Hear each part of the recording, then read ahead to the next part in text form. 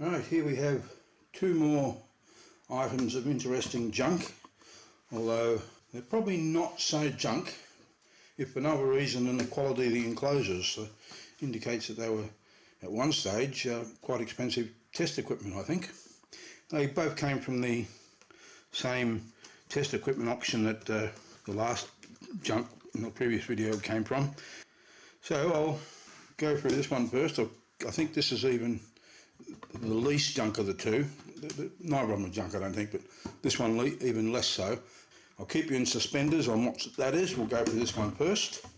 As you can see, it's got a nice zip case. We undo that. It reveals a wooden box. It's a bit hard to get, well, it's easy to get out of, it's hard to get back in, I found. But anyway.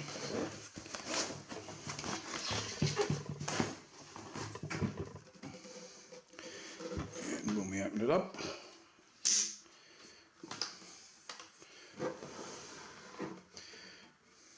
we've got what looks to be quite a sensitive meter movement. Easily wobbles around, and a zero adjustment and a selector switch, short circuit off, and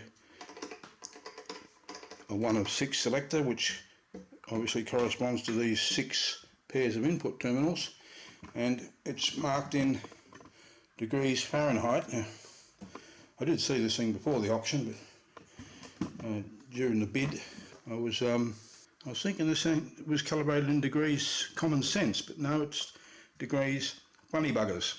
Oh well, maybe if I look at it at the right angle it will convert from Fahrenheit to Celsius. So I'm suspecting what this thing does is, given that it goes up to 1000 degrees, is that these are inputs from thermocouples, and you can monitor various temperatures by selecting them with this knob. Thermocouples produce very low voltages. Maybe they get amplified at the thermocouple, but if not, then is there an amplifier in here, or is this meter just so sensitive that it'll react to the tiny voltages that come out of thermocouples? So yeah, let's find out. There's 4 big screws on the back, so I'll undo those and see what happens. Unusual bolts with a nut on the inside. So, taking out the last one, and let's see if this thing now lifts out.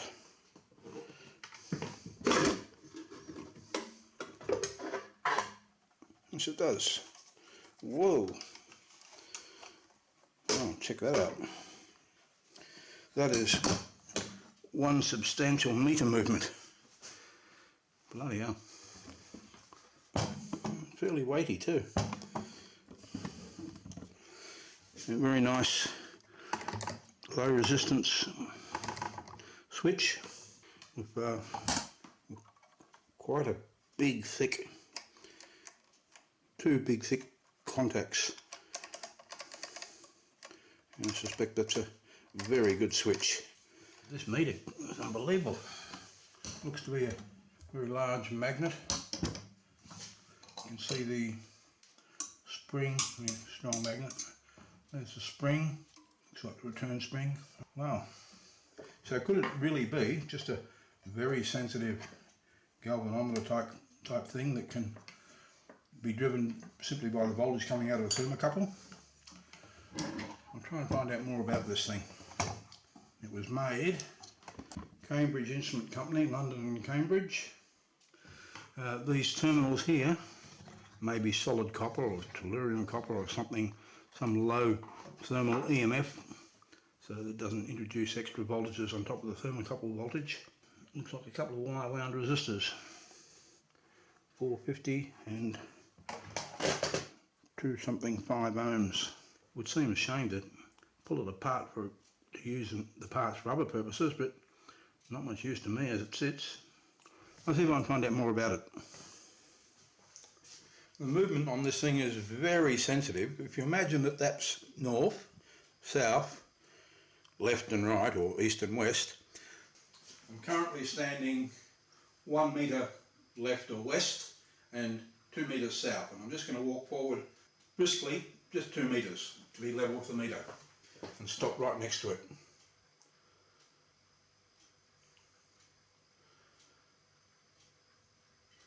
That's just from the air current of my movement.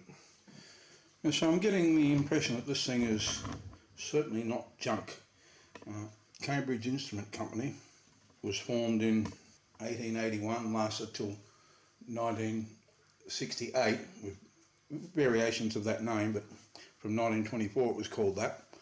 And in 68, when it was sold off in parts, some of the equipment may have still been made under this name, because this is not Bakelite or anything, it's a anodised aluminium sheet, so that's relatively recent. So I'd say it's at least the later part of the time until 1968 when the company stopped, or perhaps after it was continued. I'll try and find a thermocouple to connect to this and see what that does.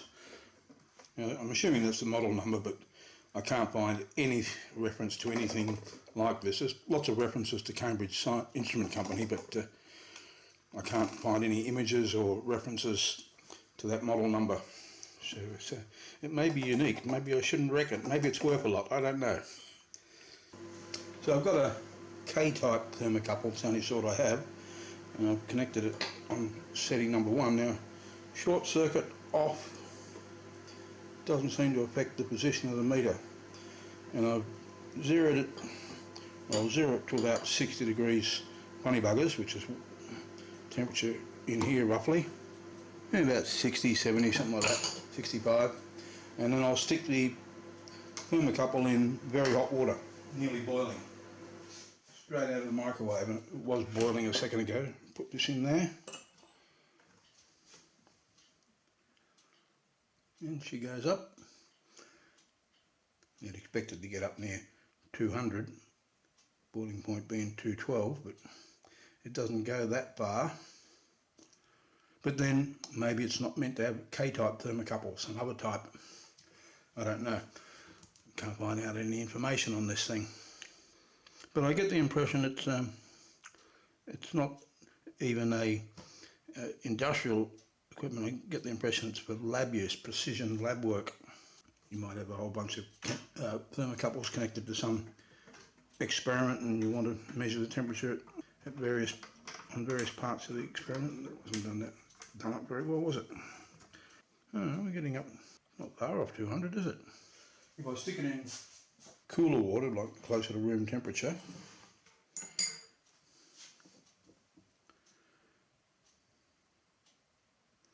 starts to drop. Yeah, so maybe it's just not meant to use a K-type thermocouple. I don't know about all the other sorts. Anyway, that's it for that unit. And time to look at this guy. Now it's in pretty good condition externally. It's got feet on 2 sides. It's missing one foot down there, and a bit of wear on the leather strap, as you'd expect, and a little bit of rust on the clasps. But the case is in pretty good nick. Let's have a look inside.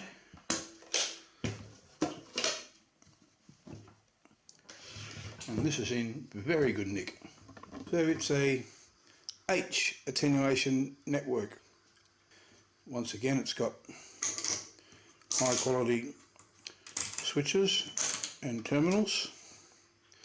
This terminal here's got a shorting bar. We can go further and unscrew these 4 bolts and take it out. Right.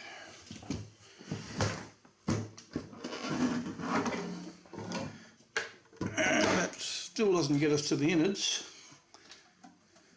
But yeah, beautiful, what's that called? Is it hammer tone? No, it's not hammer tone, it's something like that. I forget what it's called, that finish, but very nice. It's quite immaculate. So, 2 more screws will open this up. I assume that's what you do to get this off. Yeah, yep, it is. Right, that's where they screwed into. these two things here. So what do we got? Bloody hell. Multiple gangs on these switches.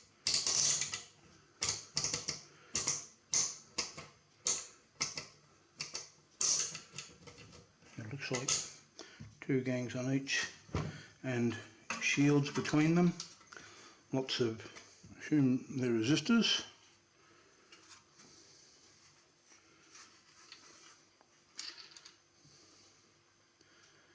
And these jacks here are the old telephone style, old switchboard type telephone switching sockets.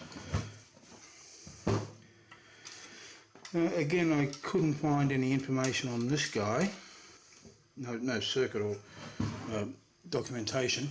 I've seen a few other drawings. There are others of these about, photos of them, but no details. These wires go through a hole in the shield. This wire goes to the shield, and the shields are connected together.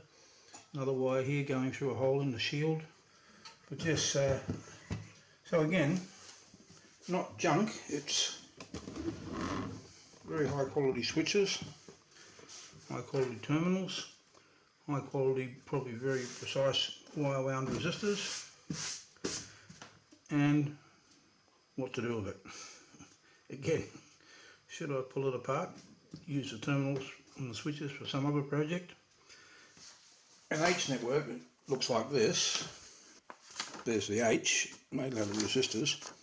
We've got 3 variable resistors which are ganged in 2 pairs, and so those 2 move together, these 2 move together, these 2 move together.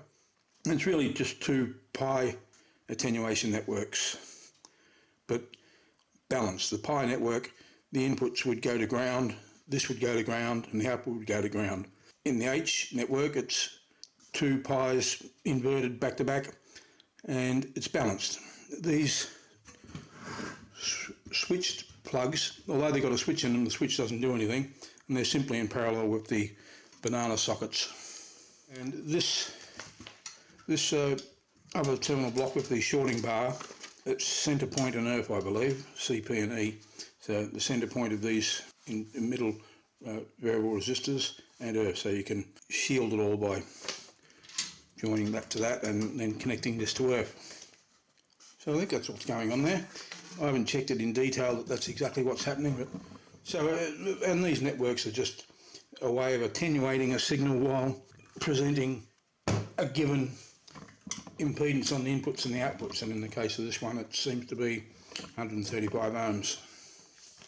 Hope I've explained that sort of half right. But yes, this is beautifully made. The only problem I can find is on here it seems to, yeah, these 3 positions here are very grindy, feels nasty, but the rest of the action is pretty good. Anyway, there it is, another piece of nice equipment. Not sure what I'll do with it. The switches are great, except for that grindy bit. The terminals are good, and the whole thing's in quite immaculate condition. So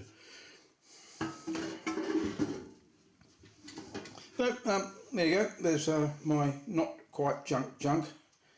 Hope you enjoyed. If you did, please give it a like, and I'll catch you later.